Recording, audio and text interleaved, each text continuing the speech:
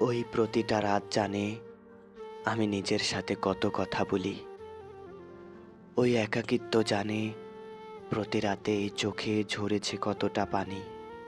তোমাকে ভালোবেসে স্বপ্ন দেখেছিলাম নতুন জীবন গড়ার, কিন্তু তুমি আমায় ভুল প্রমাণ করে খালি হাতে ফিরিয়ে দিয়েছো বারবার।